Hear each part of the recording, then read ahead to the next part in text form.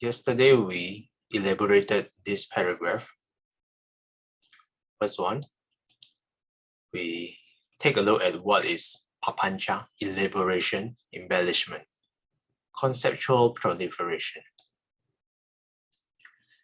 This embellishment blocks out presentational immediacy of phenomena. They let us know the object at distance, not as it really is.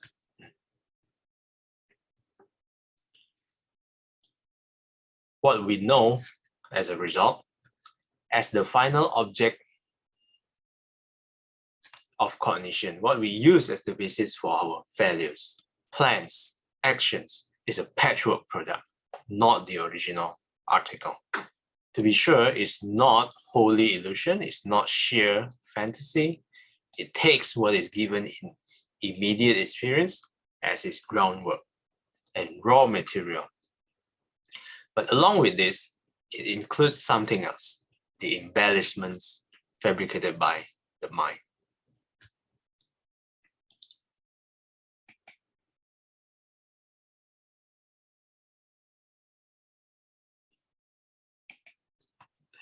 Yesterday, Brother Waken has read this paragraph, but we haven't elaborated on it.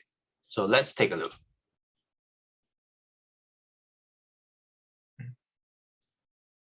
The springs for this process of fabrication, hidden from view, are actually defilements, latent defilements. Let's define latent over here.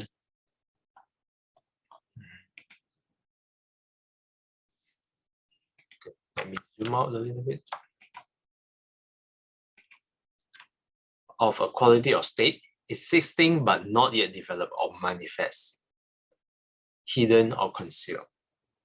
The synonyms, dormant, inactive. The defilements create the embellishments, project them outwardly, and use them as hooks for coming to the surface where they cause further distortion.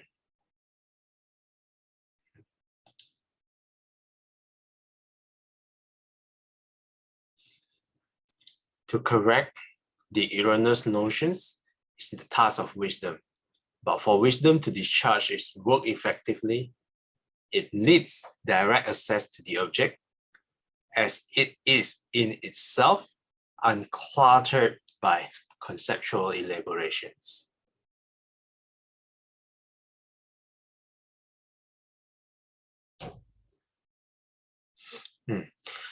Let's try to understand this first two sentences first. The springs for this process of fabrication, hidden from view, are the latent defilements. Let's define the springs here.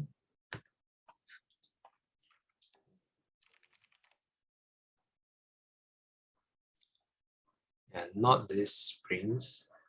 Yeah, I think it's, yeah, Bhikkhu Bodhi mean these kind of springs. What launches the process of fabrication are the latent defilements. What are latent defilements? For example, let's say greed. One example is, let's say, I want this latest new phone, Google Pixel 6 Pro. Whenever I see it on the news, greed arises. So this is my defilement, the greed. I'm not only seeing a brick, but I instantly recognize this is a Google Pixel 6 Pro. Yeah, I already put embellishment on it. I already put a name on it. You know? Not just a brick or black color, a black color phone.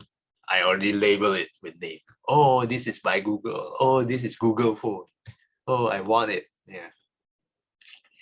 And this is one way the greed can manifest, and then put the process of fabrication. Yeah. And then we project them outwardly. I create the embellishments, I create the name, you know, I label the object with a name, and then I project it to that. I project the embellishment to the phone. Yeah.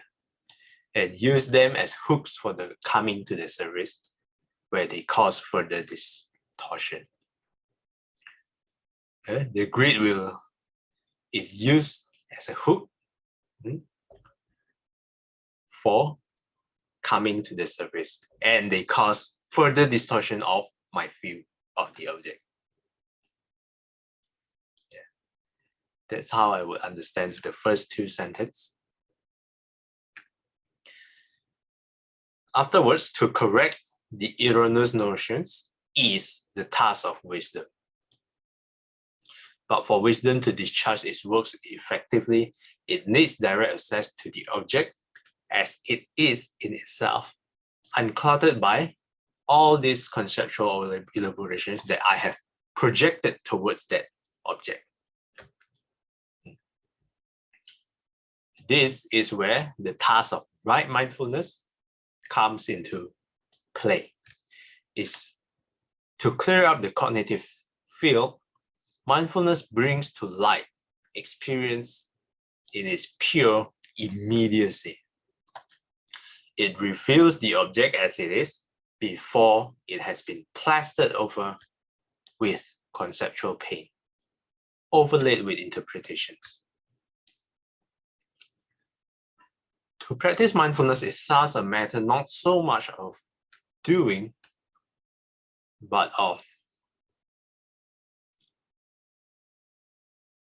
undoing, not thinking, not judging, not associating, not planning, not imagining, not wishing.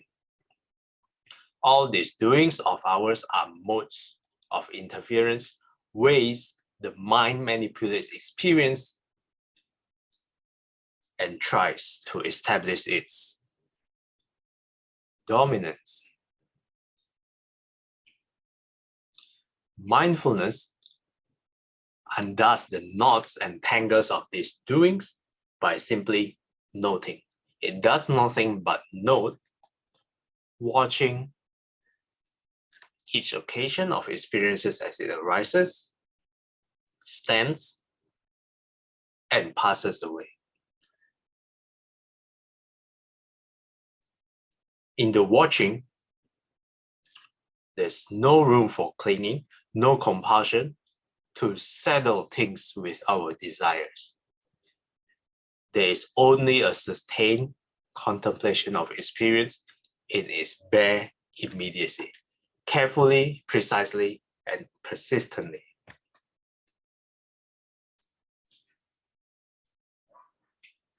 One example that came to mind for this one, watching each occasion of experience as it arises, stands, and passes away, is the literal itch on my skin. When there's an itch, let's say, on my hand, let's say, usually there's, in my normal mode, without mindfulness, it's very reflexive for me to just scratch the itch. You know? That's one. But I have experienced before in meditation, during meditation, there is an intense itch and there is a very strong desire to, just scratch the itch and then continue the meditation. But during meditation, I also resisted. I tried to resist. Of course, a few times I did succumb to the temptation and I scratched the itch instead. But most of the time, what I did was I noticed the itch. Like this sentence mentioned, it does nothing but note. I notice the itch, how it arises. I note the itch, and then I make the determination in the mind. I will just note this itch. I will not scratch this itch. And then I will note how it arises, how it stays for a while, and then how it eventually, this itch will passes away. It will subside and then it will be gone. So it's exactly like this. It arises, the itch arises, stands, it will stay for a while.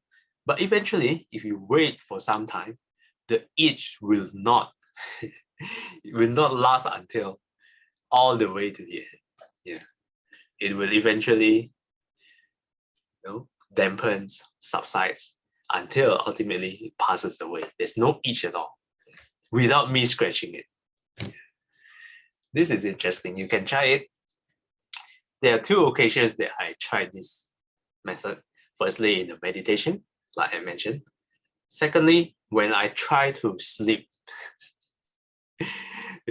Sometimes when I'm already comfortable, hugging my pillow, not my pillow, my bolster, I'm really in a comfortable position. When I feel when I already feel sleepy in that position, and then this itch arises somewhere, maybe in my back. Yeah. And there is a desire to scratch the head.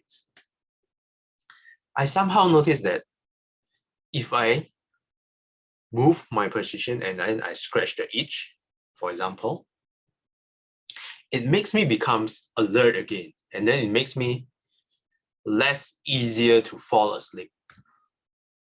That's one. But on occasions that I scratch on the occasions that I resist the temptation to scratch my itch, I find myself that I gradually fall into sleep mode much faster. This is the second occasion that I tried to resist the itch. Yeah, but I digress a little bit. It's more important to note the itch, see, notice, and then notice the passing away of the itch. When I watch the itch, there is no room for clinging, no compassion to settle things with our desires. There's only a sustained contemplation of experience in its bare immediacy, carefully and precisely and persistently. One more example. There's a time where I cannot stand cold shower. I feel like it's too cold. But there's one day I challenged myself. Okay, I will not feel, I will try the cold shower even though I don't like it. But I will be mindful whenever the cold water hits my body. On my usual mode, if cold water hits my body, I would be like, oh, it's so cold. No, I don't, I hate it. Yeah. But when I try to be mindful during cold shower, it's actually not as scary as I thought it would be. Yeah, I just feel, oh, just a cold water, just a cold sensation, cold water running through my body. Interestingly, I don't feel aversion at the time I'm mindful. So I think like Sai Kiang mentioned, this mindfulness can be applied to anything that you do in your daily life. If you have the chance, if you suddenly thought of doing something, yeah, why not try? Be mindful when doing it. Many occasions you can try it. Even just walking. In my usual mode, when I walk, there is a strong temptation to just whip out my phone and then play my phone while walking. That's already not mindful. But on some occasions, I walk and then I tell myself, oh, while walking, why not I don't waste my time? And then I try to be mindful while I'm walking, let's say to the NTUC. And then I just walk and then note myself. Left, right, left, right, left, right. Yeah, mindful walking. In this way, I hope I don't waste my time because of commuting. When I commute, so I be mindful at the same time. So I achieve double purpose.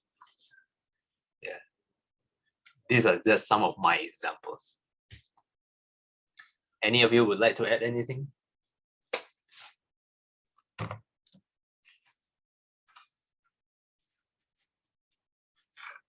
Okay, Jolene, yes.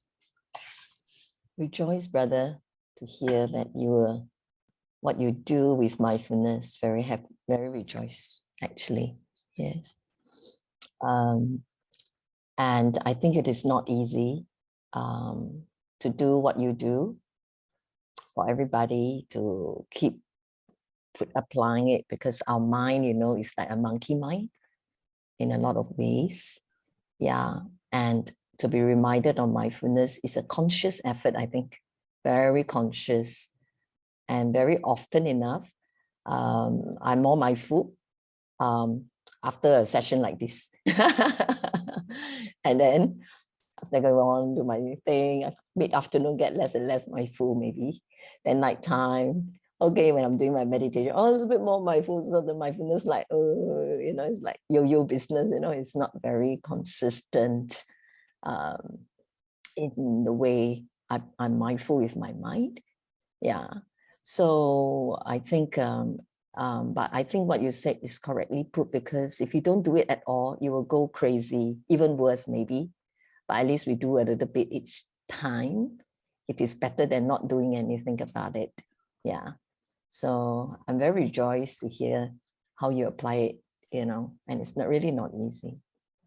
And I just want to mention a little bit about the latent defilements mentioned in the very first sentence. The latent defilements here, I believe, although Bhikkhu Bodhi did not explain further about the meaning of defilements, but in many ways, it is called afflictive. I think the word afflictive is often being used. Afflictive mental states, right?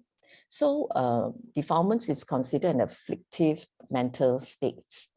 So afflictive mental states, we have 51 afflictive mental states in general, which is talking about our mind.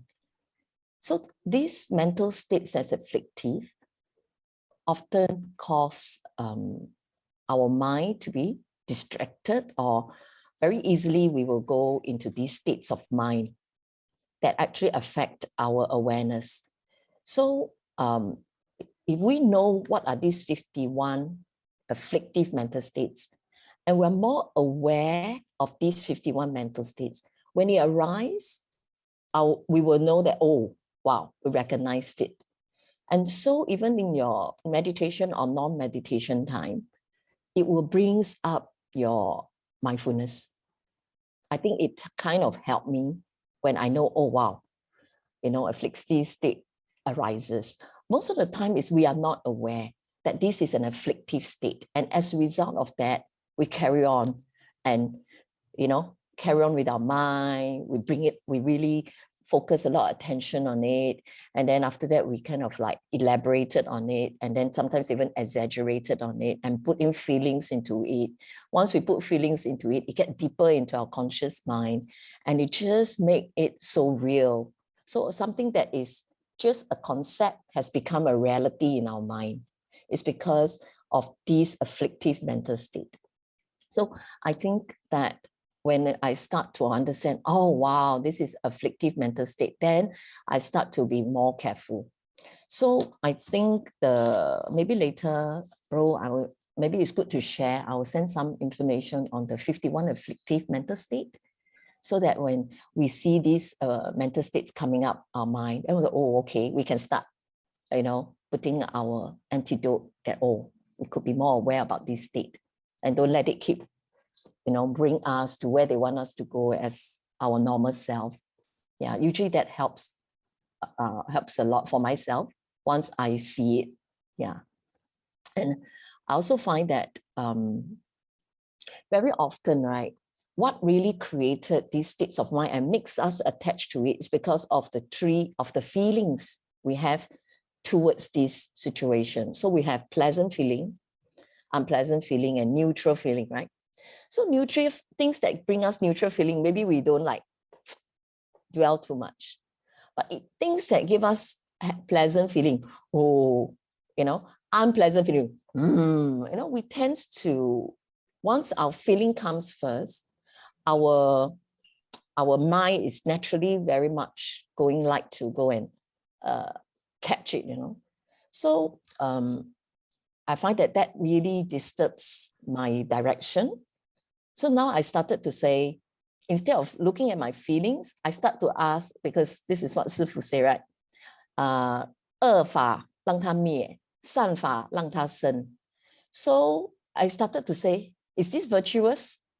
So I don't drop into the feeling first. I look at virtuous and non-virtuous first to kind of like bring me one step further away, straight to go into my feelings. So once I start to bring up the virtuous and non-virtuous mind, I think it kind of helped me to kind of be more, 怎么讲啊？我不会讲，就是 I'm more like, I don't know how to say, but my mind become more calm, that I'm not like 跟着我的感觉走 so much. More You grounded? become more grounded, yeah, maybe the word, and also more like reflective. I do one step further, you know, and then I don't just, okay, if it is a virtuous thing, then I'll start, okay, oh, it's a virtuous mind. I rejoice that virtuous mind, you know, instead of like, oh, it's so happy, I do more. But sometimes this happy thing may not be virtuous, right? So we keep doing, you know, and then later become unhappy, right? or something like that. So I think I kind of like start to say, okay, why don't I put one more step as a, you know, as a like to kind of transform my mind a little bit. So I think I started to use virtuous and non-virtuous, not instead of happy, unhappy, that kind of thing. Yeah, I think once that steps in, then I kind of like, I can transform a little bit better. Yeah, so I think it's a method as well in a daily mind training. I think that's called part of mind training. So be aware of what is the mental states. Okay, and afflictive ones are very dangerous ones. So we must know what they are. What are the 51 afflictive mental states? Then the methodology, anyone can apply in their own way. So for me, I kind of layer the virtuous, non-virtuous segment, and then kind of help me to distance away the feelings. And then maybe when my feelings are not so attached to it, then I'm able to kind of like bring the awareness into the matter. Yeah, so that's my, just a few. Okay, thanks a lot for sharing, Jolene. Yeah, I'm also curious about what is this 51 afflictive mental state. Sister Jolene, the 51 afflictive mental state, is it the same as the Abhidharma Chitasika? It's different, is it? We have the 52 actually in the Abhidharma, the Sing So. Are you talking about that? You're muted. Yes, Sing So is the Chinese translation. So there are 52 actually. 52. Oh, 52 okay. Sing So. Okay. And then afflictive, actually what's the meaning of afflictive? Is it negative? Because for Sing So there are wholesome and unwholesome, you know. That means we have the Mei Sing So, the one that causes, you know, non-greed, non-hatred. That are also the mental states. And then we have the unwholesome ones, the jealousy, you know, the greed and like the arrogance and all that are under the unwholesome. And then, yeah, if that's what you're talking about, the Abhidharma Sing So. Yes. So the afflictive means clinging, is it? No, so afflictive mental states are any states that actually kind of disturb the tranquility of your mind. Yeah. So that means not necessarily negative. It yes. Means, anything that disturb the mind. Yes, okay. Correct. Yeah. So it could be virtuous, like, you know, to some extent, yeah, it can be wholesome and unwholesome. Unwholesome. Yeah, they group into these two big categories. Yes. And then there's 7 that is always there, always present. Whatever thing you do, there's 7 basic ones. I cannot remember offhand what are the 7. You mean the 5 omniscient mental factors? I'm not sure about 7. Yeah, okay.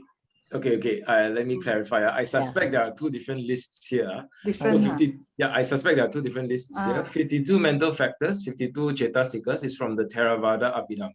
I understand. So 52, that one you have 7 universal mental factors. Correct. Right? So what are the 7?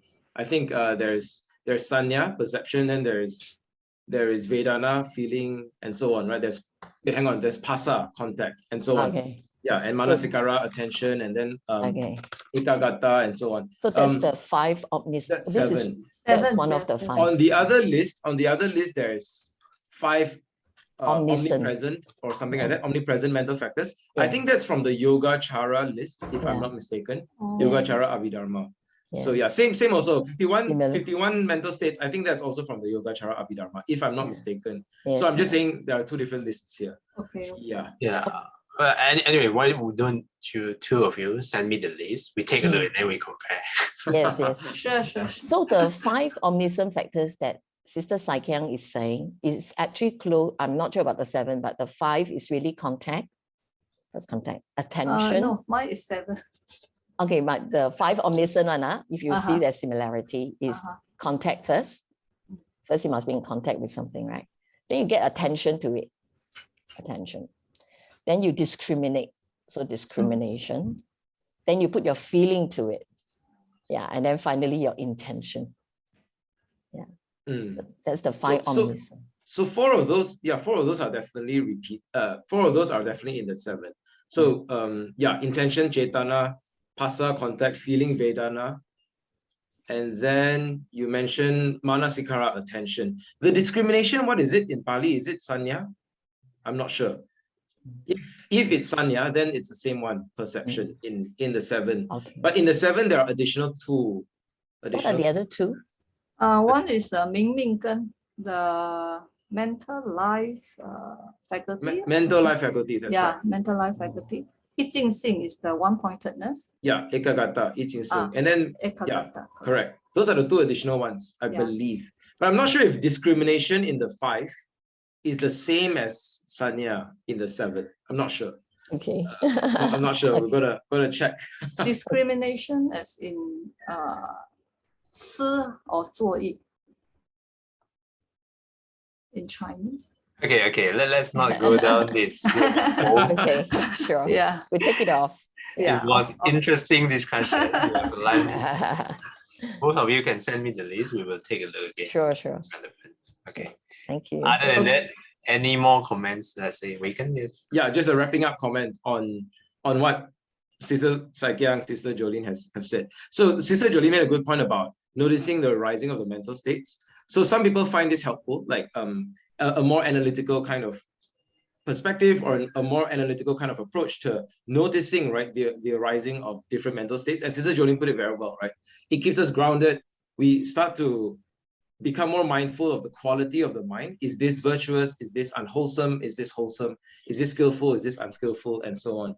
So I would say noticing the awareness, right? Noticing the quality of the mind, the arising of mental factors is a good practice of mindfulness. It sometimes isn't easy, especially if we don't want to sort of face or encounter what is in our mind. It's sometimes quite direct, or it's sometimes quite sort of we see so much, right, in our mind. So sometimes the practice isn't easy, but I would say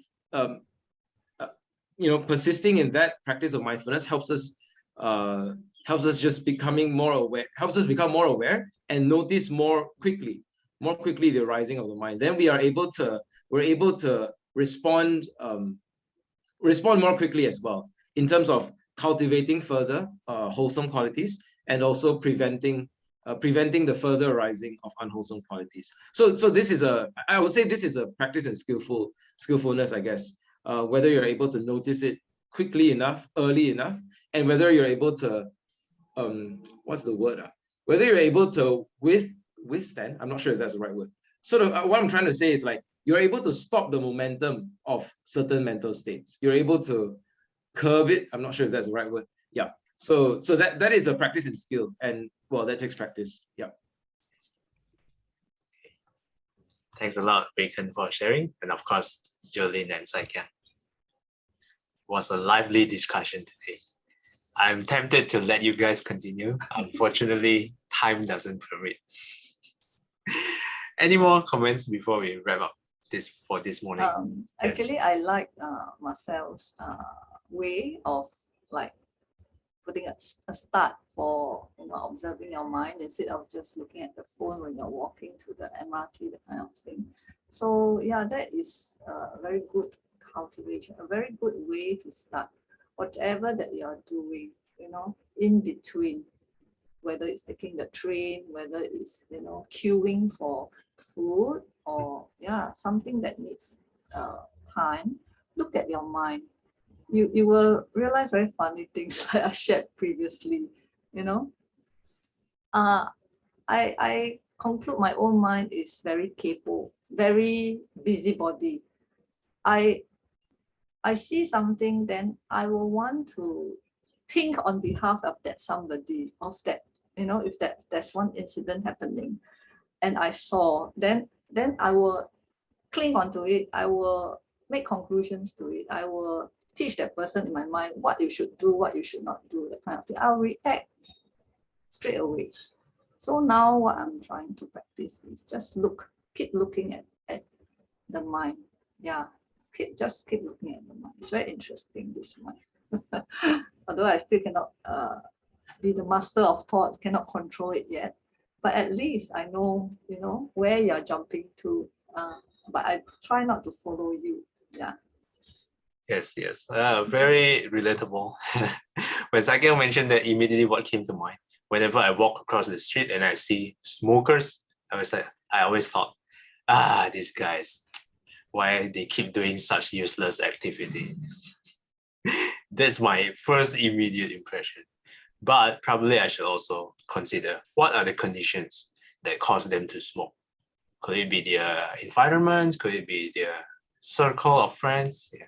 There are many conditions. But actually, if you want to practice the just looking, you don't even think of good or think of bad. You just look at it. Look at the reality. Look at the happening. Just look it as it is. There's a man smoking. That's it. Finished. Yeah. No more interpreting of good or bad, or is it good for health, bad for health. He should do this, do that. You should have compassion for it. Not even that.